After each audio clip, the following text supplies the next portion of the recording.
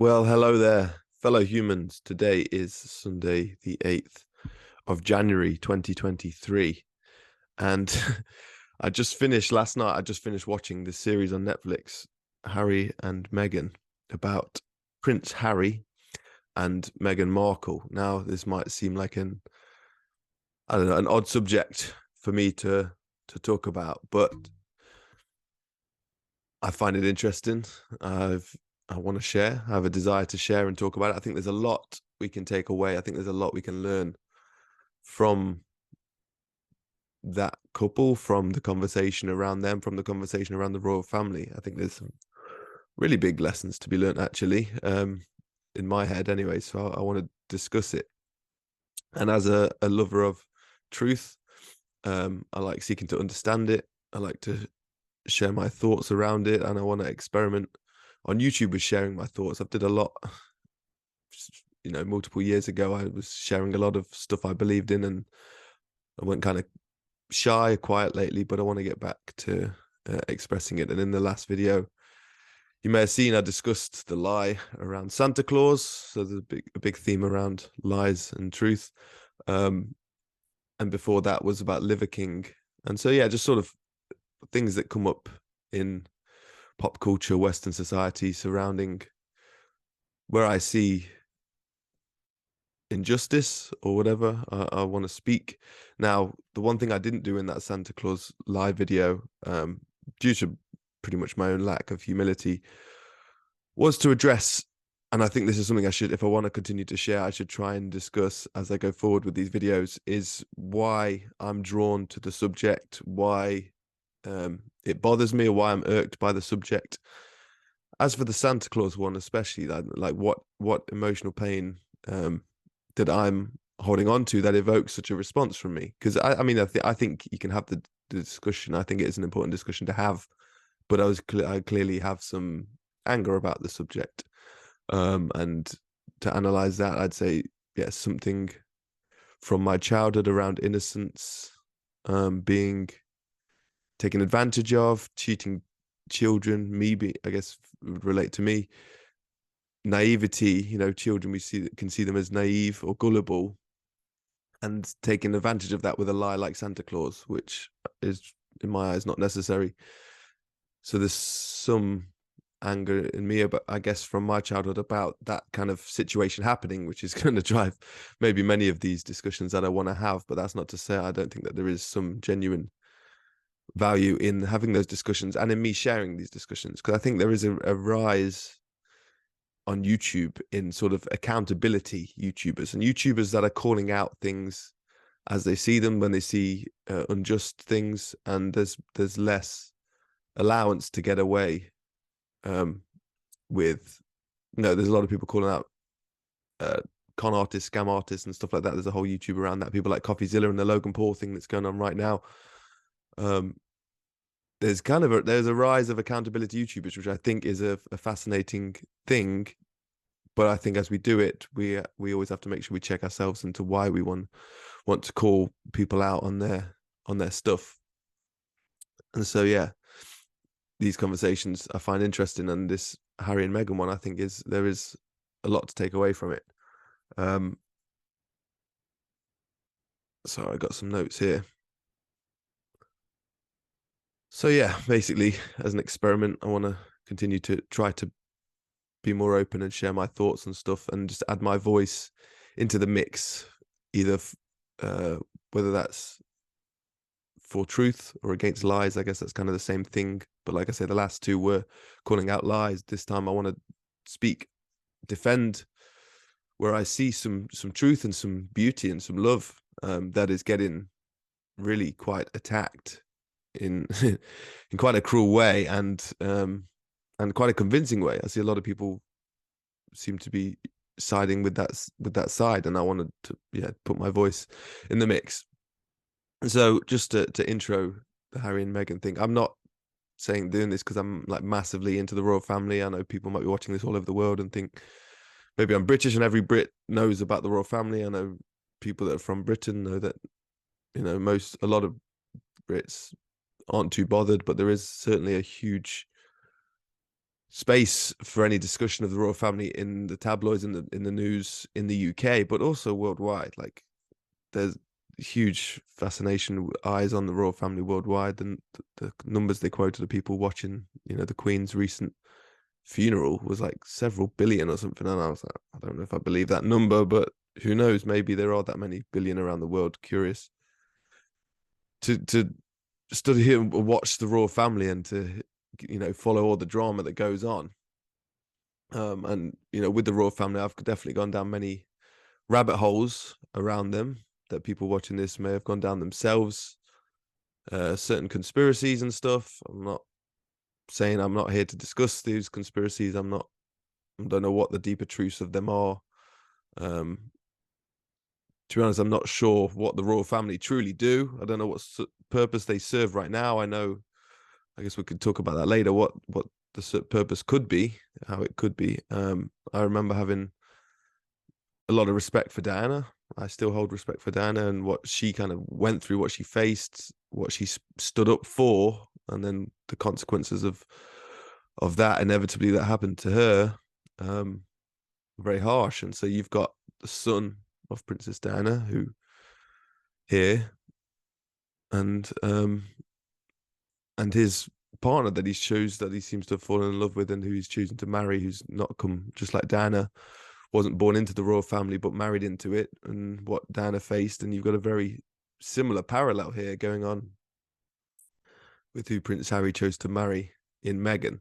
And I don't say I didn't fully, like I said, I don't fully follow it. I didn't follow them necessarily, but what I'd saw, they seemed like a genuinely happy couple together. They seemed like a sweet couple. Like my just outward external feeling of seeing, photos and videos, they seemed like a genuinely sweet together, and it was nice to see when I saw them together. Then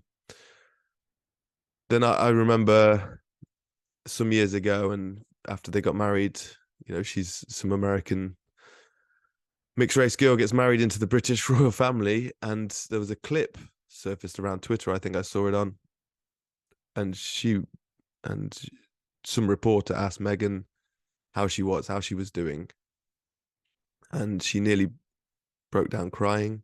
Could tell she kind of held back the tears, and she was very emotional just to be asked by someone. Because I mean, I know people can go into all this because, oh, they're privileged. People have a real anger towards people that are privileged, or people that have money, which is an interesting thing we have in society, about our own, maybe injury about our own right to our own abundance and our own. Everyone has a right to privilege, but I saw, yeah, people just like to attack someone that's different for whatever reason. Anyway, she'd gone through this whirlwind of like a fairly secret romance, it seemed, low-key romance with Harry, and then it becomes public. They get married, and then suddenly she's having to do all these duties, which is fair enough. That's what she signed up for, so it seems. But that's gonna be to come from not growing up in that lifestyle, to be thrust into the belly of that and everything that surrounds that, all the media and everything that surrounds that, and then for someone to just ask her how she actually was, and no one had really asked her that question. People just make assumptions, or just make demands and whatever. Someone actually seemed to ask her the genuine question, and she was like, yeah, it's been tough. I think she'd just gone through, given birth recently to their son Archie, and you could tell she'd been through some weight, and someone genuinely asked her, and she nearly broke down crying. I remember seeing this and actually like feeling for her in that moment, and be like, man, yeah, you can see the weight that's on her with what she's done, and yet she's still trying to trying to hold it down and do her duty that she had signed up for, for whatever reason. And I remember feeling for her. And so that was the last moment I saw of her between then and then. I remember it kicked off with Piers Morgan, who seemed very bitter that he wasn't invited to the wedding. And then there was a whole load of drama with that. And then they came out with an Oprah Winfrey interview. And I remember going, you know what, I'm going to watch this. This is interesting. This is an interesting lens into this world and to what they face, and just to remember seeing how much, again, seeing how attacked quite continuously. I'd see him popped up. I wouldn't read the articles, but I'd see headlines how much Harry and Meghan were getting attacked by the mainstream media, and then seeing this interview, go, oh, let me hear these guys' side of the story. And I remember listening to it and thought, yeah, fair play to them. You know, fair play. They've been through a lot, and then they're using their voice. You know, I'm not. You know, of course, there's the truth is always going to be on kind of on both sides, with what's going on. I guess so. So let's just say that for a moment. So the mainstream media calling her a diva and was saying she was demanding and all this stuff. Now, I think her, you know, as a person has gone through whatever she's going through emotionally, this landing into the royal family, like the turbulent landing, um, and still, you know, probably losing herself in that process a lot, and time for herself, and then becoming a new mum. There's huge weights on her, and then getting attacked by the media, and not having a voice, not feeling defended on Harry's part, who at the same time, you know, he's got access to some sort of control with the media, not, I wouldn't say control, but a dialogue that they can have. Royal correspondent, you know, they have someone within the media that represents what they want to share, and then getting no defense from from his side, from wanting the, you know, help, this is my wife, please defend her, and not getting that. And the mainstream media appearing to use the stories of Meghan to cover up stories of Prince Andrew and his associations with Ghislaine Maxwell and Jeffrey Epstein, and, you know, getting with underage women, and the story of, I think, Virginia Dufresne, all that stuff coming out. And it seemed like the mainstream media was like, we're either running the Prince Andrew story or running the Meghan Markle story. And it seemed like they were shoehorned to tell the Meghan Markle drama stories and the gossip. And there's something in, obviously, drama sells, negativity sells, fear and anger sells. Having an enemy is huge for newspapers. If there's someone to point the finger at, man, they know how much that sells with the war, with Putin, with all that stuff, with Iraq, with all that, just continuously. Like my family, when I grew up in, Royal Daily Mail come through the door every single day, you know, and you're growing up seeing this, and you start to see through it. I think my family still appreciate and side with most opinions in that paper, which is kind of wild, but that's the indoctrination of current times. But seeing the headlines constantly through, you know, constantly the drama, gossip sells. Having an enemy absolutely sells. And so to make to an easy target here was, it seemed, was Meghan, to make her the target, to make these guys the outliers. And I really want to get into the psyche of that, actually. But yeah, another thing, I saw some people sharing quite unloving memes on social media about Harry and Meghan, and that's kind of when I saw those as well. And I thought, I watched this Oprah interview, and I thought I kind of felt for them. I'd felt for them, and, you know, what's really going on here, and where there are, when the media is attacking anyone, sometimes, you know, you can literally use that as a tool to go, what is under here? What are they trying to hide in this, like, they're compensating for something, you know, they're overly trying to, whatever it is, this attack. And I think I've got some truth of it. But when I saw, like, even people I kind of respect on social media, friends of mine, sharing unloving memes about these guys kind of buying into the mainstream, I thought, wow, it's really gone deep. Like, this one-sided perspective of this poor couple, you know. And people be like, what do you mean, poor couple, they're privileged, rare. It's like, so you don't have to, like, follow. This is what I want to get into. Is literally the family dynamics, and what this represents, and why I think they are literally getting so attacked. And so the royal family is literally in like a really interesting lens, and what they represent for, like, for British psyche, but even for Western psyche, is like, I'm trying to think of, like, the word for it, like an analogy, or like a hologram, like a holographic section of like what they represent for what a lot of British families maybe aspire to be like or something. There's some deep rootedness in like the way we view this one family and how we see ourselves either as British people or as individual families. And you had obviously the Queen's passing recently and what that kind of represented for many people. I know my mother herself cried at the Queen's passing, and there's some psychological connection with the Queen and many people's. My mother's mother passed in a few years recently, and I think there's some deep connection with that, or with the Queen representing people's grandmothers or whatever it was. So when that passed, so many people, I think I heard people talk about this, they kind of allowed themselves to grieve the Queen almost more than they allowed themselves to grieve their own mothers, or to the same degree. It was like a similar connection. People have this weird affinity in what it represents in people's psyche, what the Queen represents. And that's one side of it. Then you've got these two brothers, Andrew and William. William being the older brother, and I guess he's the heir, the next in line. And you've got Harry being the younger brother, and that dynamic of which can go either way. In my family we had two sisters, and I'm a middle brother, and sometimes the older child can be the more rebellious one, and then the younger child will see the older child getting attacked and then dim themselves out of a safety mechanism and then go along with the family dynamic. And I think that kind of my family, my older sister was more rebellious. My younger sister kind of learned not to rock the boat, so to speak, and became more in line with the family values and that way. Whereas I feel like with the royal family, it's ended up the inverse of that. Prince William's the one that's gone along and,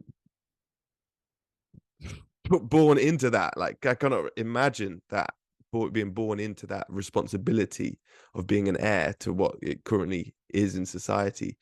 For the life of me, still don't know truly what they do, but what they represent psychologically is such an absolute, like, is something fascinating to study and to observe from a healthy distance. And I'm not obsessed with it, but so for him to be born into that and to have like literally indoctrinated to defend and represent and carry forth the torch of the royal family, like that is his, like, from birth responsibility.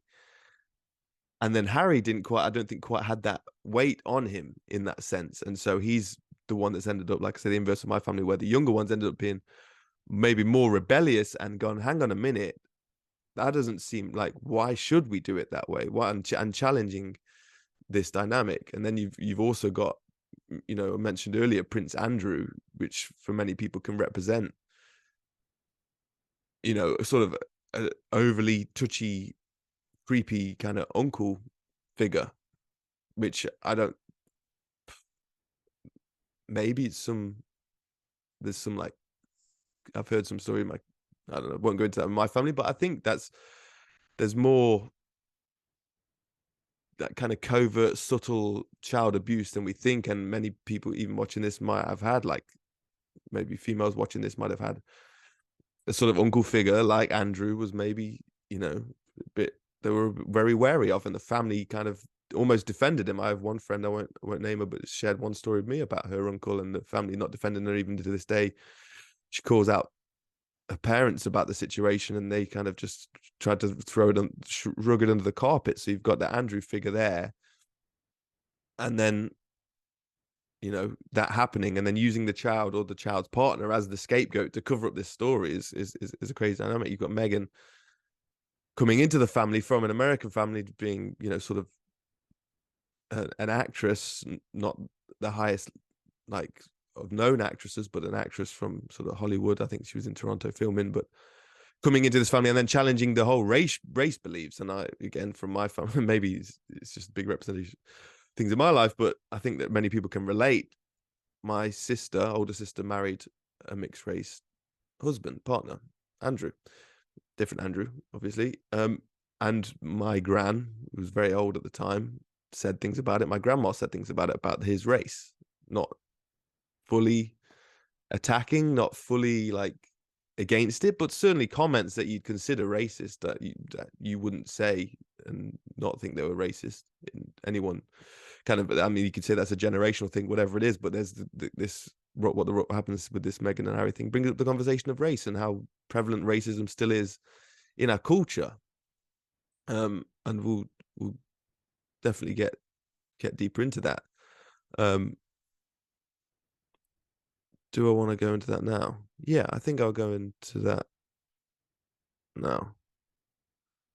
No, I want to save that. We'll go into that later. So let's just go a little deeper then into Harry. So as we discussed, from birth, born into a royal family, born into literally like much of his will and desire is given up from birth, unless he fights for it, which is what it seems that he's decided to do. Fair effing play. Fair play. The guy lost his mother at a young age. I don't know how old he was, 5, 6, 7, something like that, due to being chased by paparazzi. From birth, this guy, from first day born, Diana comes out on the steps at the hospital, videos, photos of him. From birth, he's born into no privacy. No, can't walk into so many things that I don't know, take for granted, whatever it is, which are our rights. We have a right to privacy. He just didn't have no right to privacy from birth. That is, wow. Like, that is, you can't imagine what weight that is to someone. Not only that, his giving up his privacy also gave up his mother at a young age. His mother died, paparazzi chasing. Don't know the full story. My take, as far as I'm aware, paparazzi chasing him down a tunnel in Paris. Car crashes, she dies. There's other takes on it, intentional. She married into the royal family, left the royal family with a vocal voice, wanted to share some things that maybe they didn't want her to share. Maybe there was some intention behind her death. Didn't want the truth to come out, what she was sharing, or it was an accident. Either way, it's sinister or not, or accident, whatever it is. Whether you believe in accidents or not, to some degree, his mother was killed due to paparazzi chasing her. And that is, I cannot imagine that at that young age. And then you see the clips of this little sweet boy having to like keep it together, walking down the mall or whatever it is at the funeral. Like, wow, what does this guy have to go through? Like, you see those clips like of him as a kid, and at his mother's funeral, and he's like literally like can barely, like, having to hold it down, and his brother having to hold it down. Just must be so confusing. Must be so confusing for a child to grow up with that. And I imagine he's got still some sadness around that, and still, I'm sure there's still some anger with him. And there was one clip I think I saw of him lashing out at paparazzi one time, like just one time. For 30 odd years, he's been hounded, and there was like one time he lashed out. There's one moment in the documentary that I saw that I thought was, there was when he was a teenager, go through his years, he dressed up as a Nazi apparently for Halloween, and he got absolutely roared by the media for it, and not there's no right to be unloving about it, but of course you want to educate it, the right to educate him on it. And so he went and spoke with a rabbi. I think he spoke to a Holocaust survivor, and you see him and he seems genuinely sorry. Like, that was a real act of repentance. I'm sure it was like directed to do that by people around him, were like, you need to make up for this, is what you do if you're really sorry. But he seemed genuinely like he learned from that mistake. And I thought that was something we can all, because we all have made mistakes like that, and how many of us like actively seek to learn from the other side about our misguided, unloving behavior that we've acted on. Have we gone and like seek like true repentance in that way, of like, to a degree, of repentance, to find out why our beliefs are that wrong? And I thought that, fair play. I mean, it's a random moment I'm not trying to harp on, but I just thought it, like, when you see him, you could see he was genuinely like sorry for his mistake. He'd learned a lot in the process, and I thought that was something we can all learn from in those ways.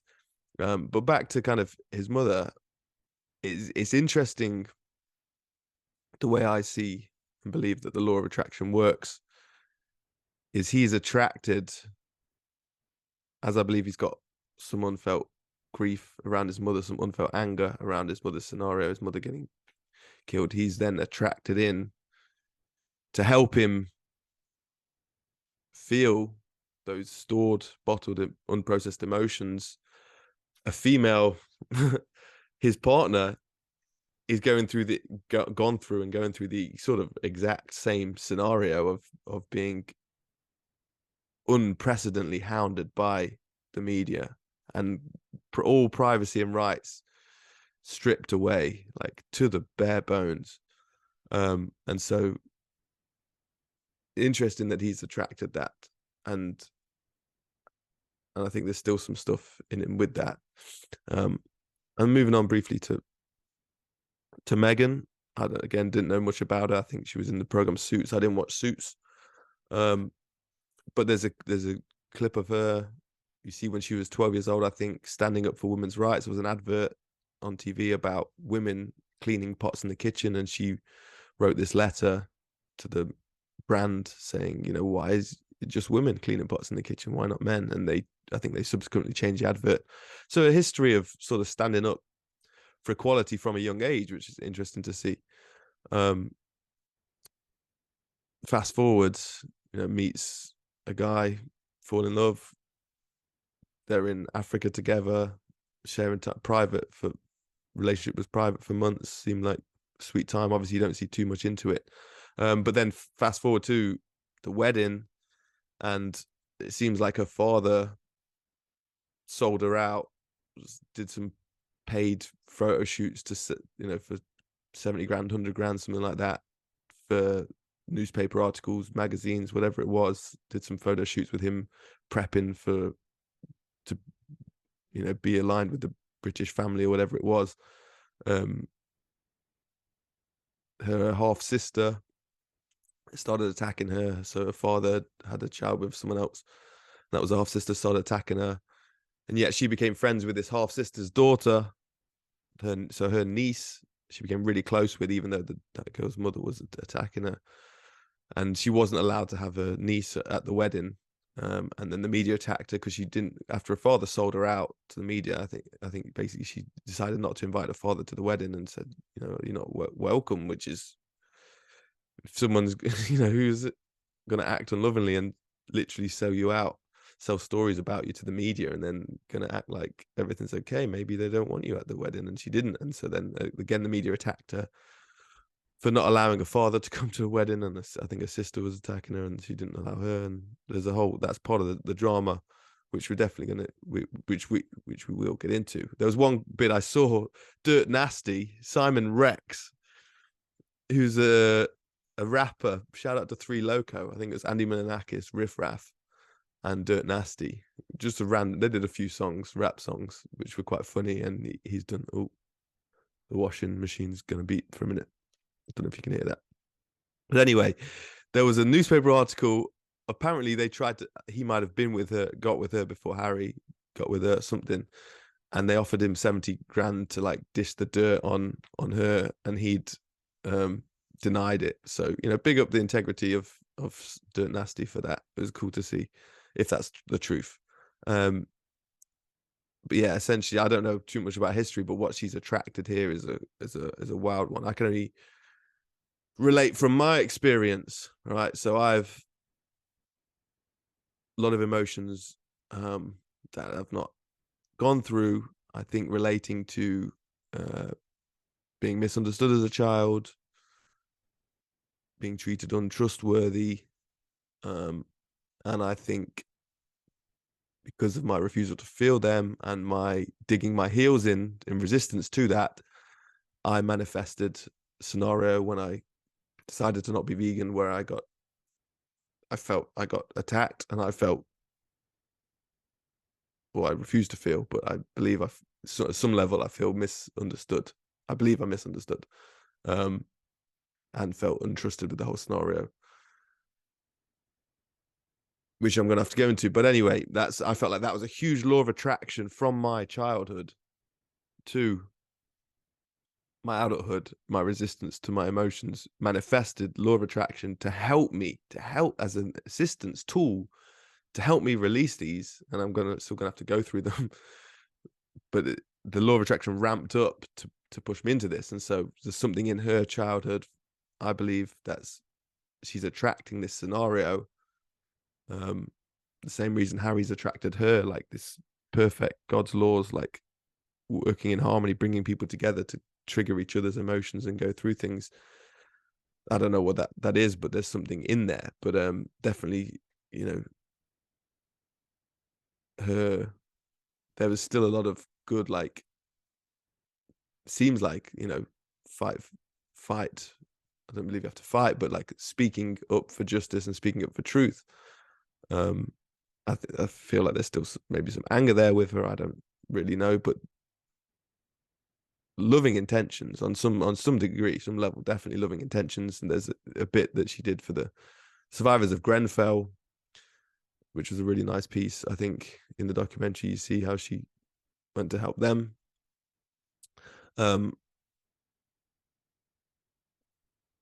But alas, you know, I won't go into too much. I don't want it to be. But yeah, the mainstream media attacked her, calling her a diva, this and that.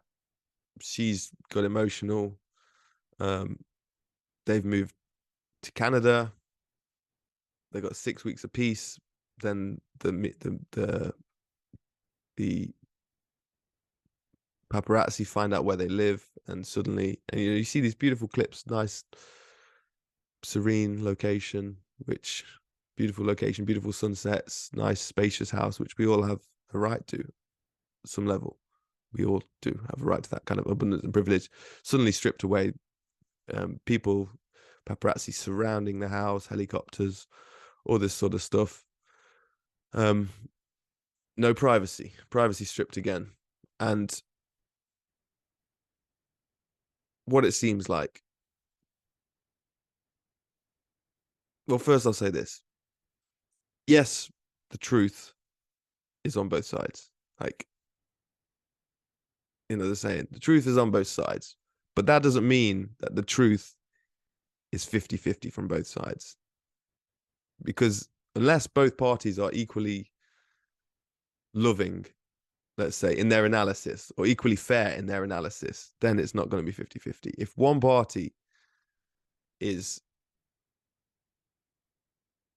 more unloving than the other, just put it bluntly what it is. If one party is more unloving, or doesn't see it as clearly as the other party, or has more unloving motive in the discussion, then it's not going to sit in the middle. And from my perspective, this is my opinion, I'm entitled to my opinion, you can have a different perspective on this. The mainstream media have far more motive to be manipulative with the truth than Harry and Meghan. They seem like they started it.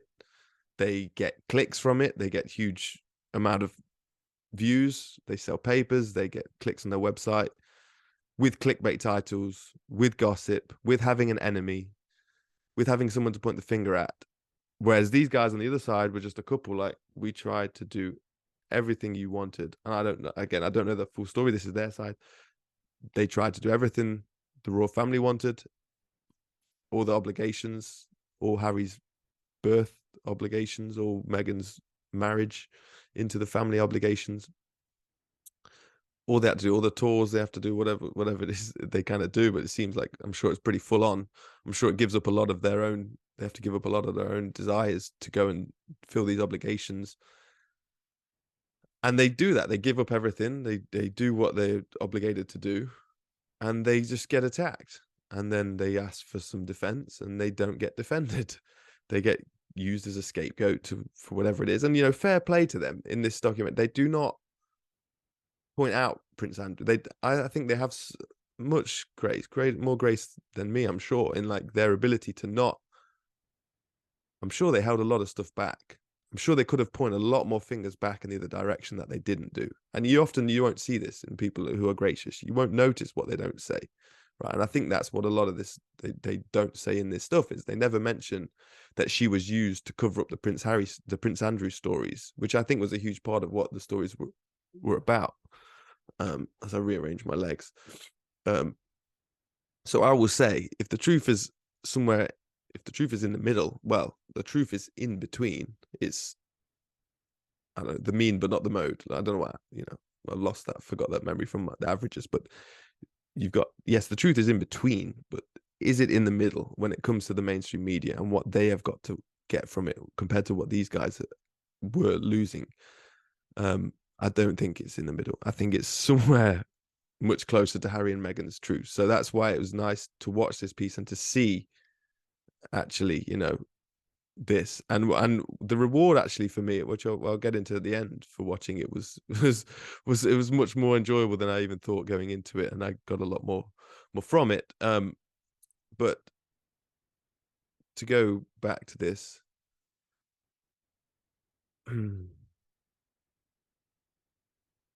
yeah, I don't feel like their defense of themselves was an attack back, so to speak. It was just a defense of what they see as the truth. Um,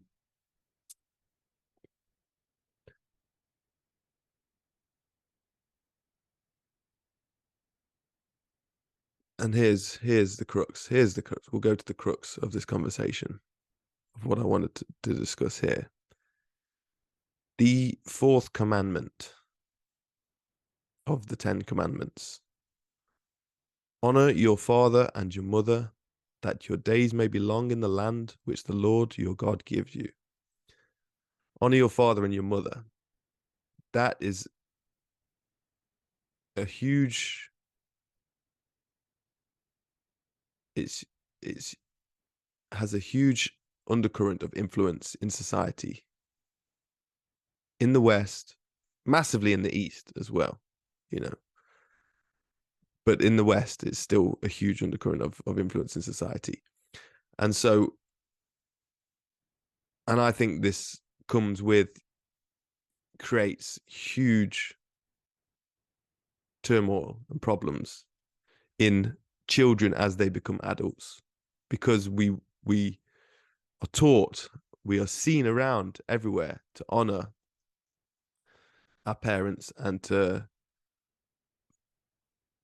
love them, of course. And yeah, they weren't perfect, but they did their best. And to let go of all our grievances from our childhood and to just magically, like, intellectually continue, just forgive them, just forgive anything they did wrong to us and love them back and give them, and when they ask for help, always help them, and all this stuff. And I think that causes, I think that's caused me issues. I think that causes society far more problems than we realize. I'm all for forgiveness when it is true and heartfelt, but I don't believe we get to true forgiveness without dealing with and processing all the stuff, all the trauma and emotional injuries that were done to us. We cannot just magically, intellectually let it go and move on and just forgive and forget without going through that childhood stuff. That is what I'm learning. That is what I'm beginning to deal with and beginning to face. Like the the the grief, the pain, the anger, the fear. Don't know if I've started on my fear yet, but there's some fear there that I've got from my childhood. The fear of being myself, where my mother, my father didn't support me in being myself, allow me to be, where being myself made them uncomfortable. They put a stop to it and created a barrier of fear in me, which is still there to this day. And just the intention, the intellectual intention of like, I'll just let it go. It does not work. Tried it, doesn't work. Still there. The more I try to sink into it and to make choices in my day to to face that, to have uncomfortable discussions, to experiment with different therapies and stuff to try to resurface this stuff. It's tough, but it feels like that's where the work is. And so this belief of to just honor and to forgive and forget your parents when they've done unloving things to a child, the innocent, pure soul being, spirit of God, that understands when it feels loved and understands when it doesn't feel loved. Maybe not intellectually, but in their soul, they know when we know as children when we're not being treated lovingly. And when we're not being treated lovingly like that, and if we're not allowed to express that feeling, that leaves a scar that can only be healed by going into the feeling. And so for Harry, born into that family,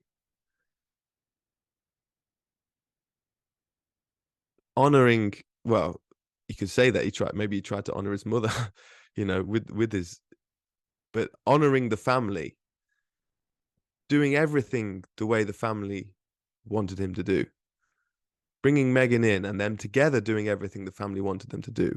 And it's still not being enough. Them still being treated unequally, them still probably recognizing that they had their own desires and passions in life that were not in full alignment with the family's passions and desires that they wanted them to do. Well, I don't think that's loving, that a family should have expectations on their child to be a certain way, to grow up and do things that maybe they don't want to do. I think that's unloving. And I think they came to the realization of that,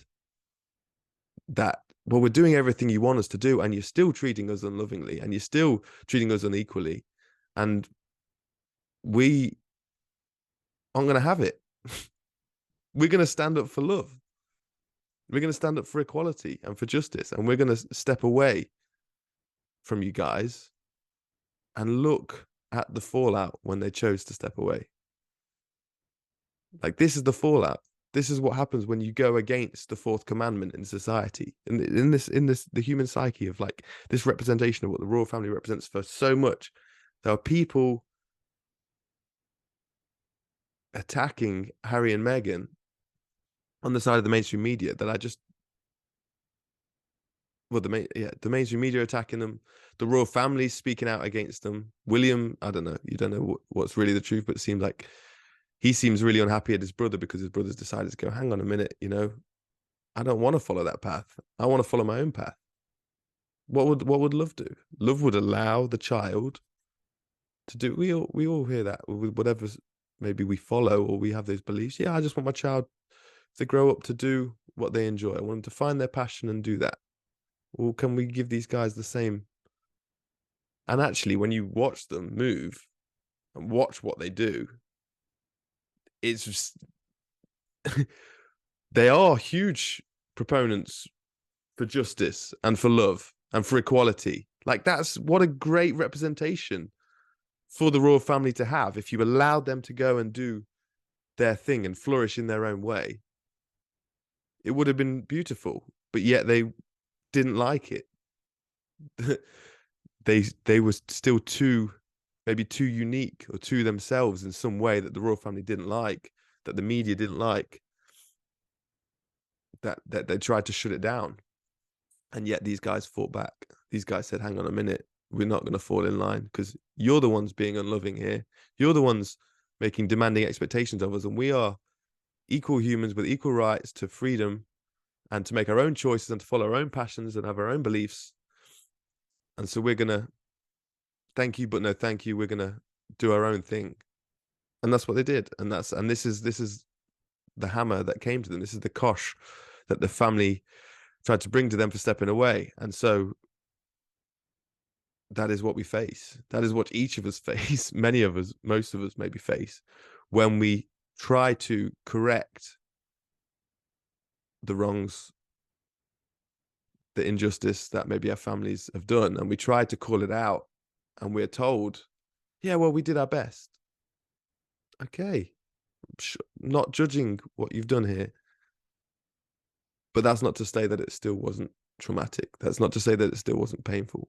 That's not to say that it's still not left some scars that still need some work to heal. And we can do it together as a family in an open, loving discussion, or we're gonna have to take it from here and try to grow ourselves up with the help of loving friends around us, help of God, however we seek to do that. But the fourth commandment, that honor the mother and the father, when it goes against what's truly the feelings in our heart and soul, creates a dichotomy, a juxtaposition within us that manifests problems, illnesses, sicknesses. And you saw what happened to Meghan. Maybe you didn't see, but I saw, I learned. She had a miscarriage. They had one child, Archie, second one on the way. She had a miscarriage. There is a death on the hands, perhaps a second death after Diana, you know. Of course, there's loads of deaths that are problematic, that are unjust. But here's another one.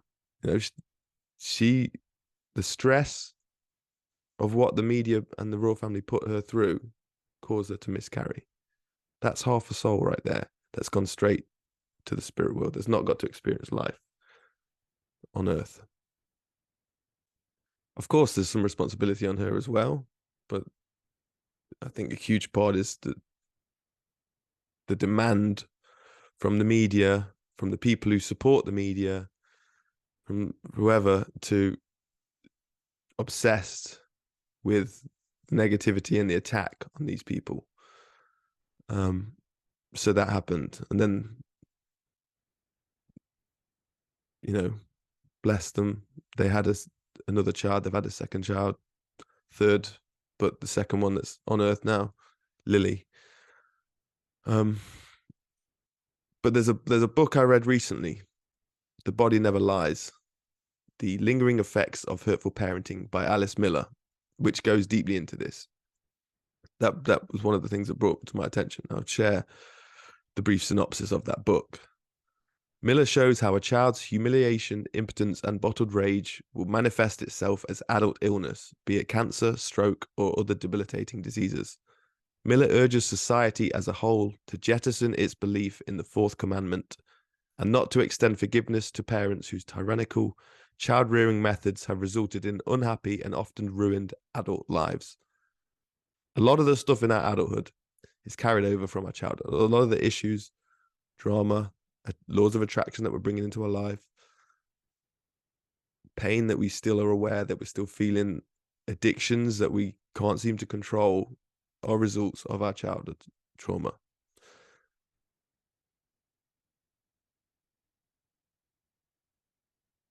Seeing it as it is, seeing the truth of what it is, of our childhoods, is a huge step. That book was really helpful to me.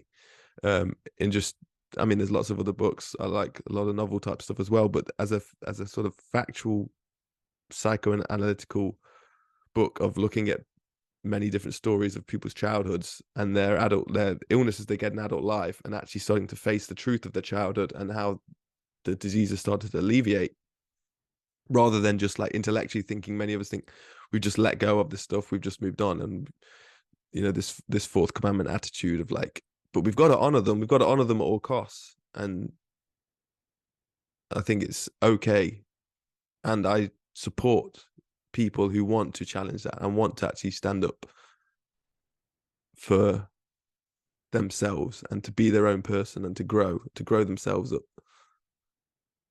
And so that was really the main point for me, is look what they face when they try to go against the family. And yet what I saw was a very rare, actually, in my perspective, representation of love, like as close to true love as I pretty much in the public eye, like from celebrity kind of culture. Like, if you want like a true and people be like, oh, Tim Soppy, you're being wet or whatever, or you're just like you've fallen for the story or the drama. Of course, it's like it's made by Netflix. Yeah, they're gonna edit it in a way that like glorifies them or whatever. Like, yeah, but there's a lot of raw, uncut moments in there of just footage from their phone, from them going, there's beauty in our life, there's beauty in our family. Let's just let's just try to share our story. Let's just try to tell it from our side. They have a right to defend themselves and to share their story. I believe in that. And so there's just clips from their phone from different moments throughout their days. I think there's a lot of love in that house. There's a lot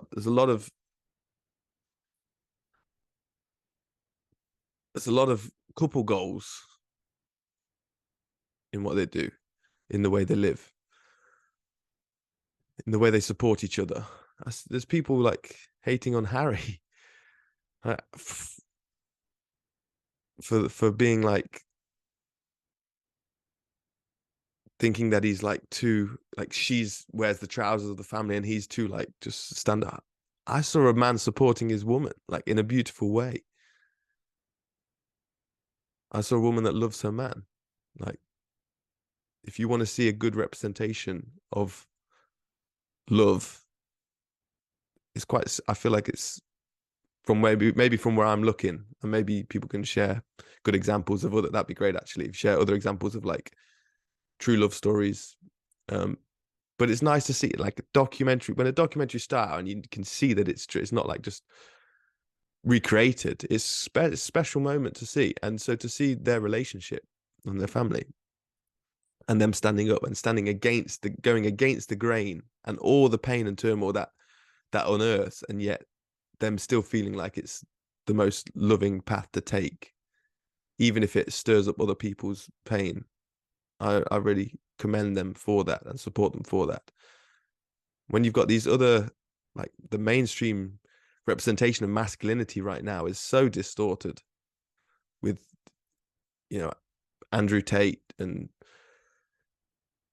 Rogan and Jordan Peterson and these David Goggins and other there's people these people have some truths, but there's still a lot of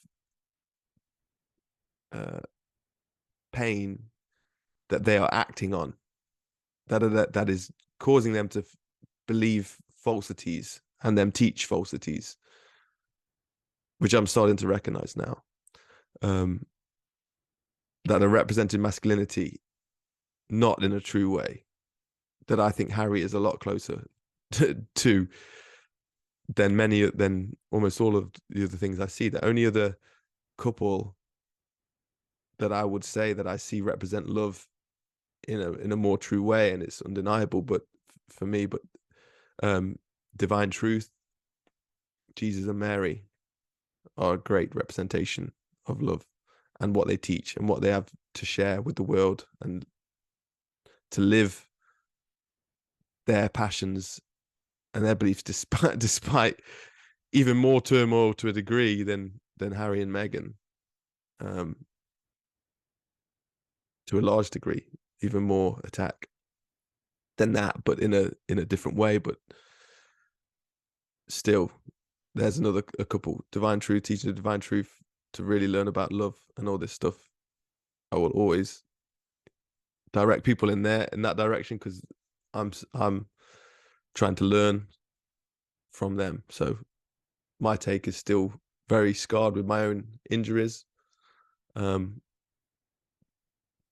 but yeah, I just wanted to share my thoughts on that situation, on what we can learn from it, what I learned from it. So if you want to see the other side of the story, if you want to see love represented in a certain way, I thought it's quite a beautiful way. Truth stood up for. I'd recommend checking that documentary or not. It's up to you. But yeah, I'll leave it there for this video. Thanks for watching. Peace out, guys. I can't think what my mum went through all those years ago by herself. To see this institutional gaslighting that happens is extraordinary. And that's why everything that's happened to us was always going to happen to us, because if you speak truth to power, that's how they respond.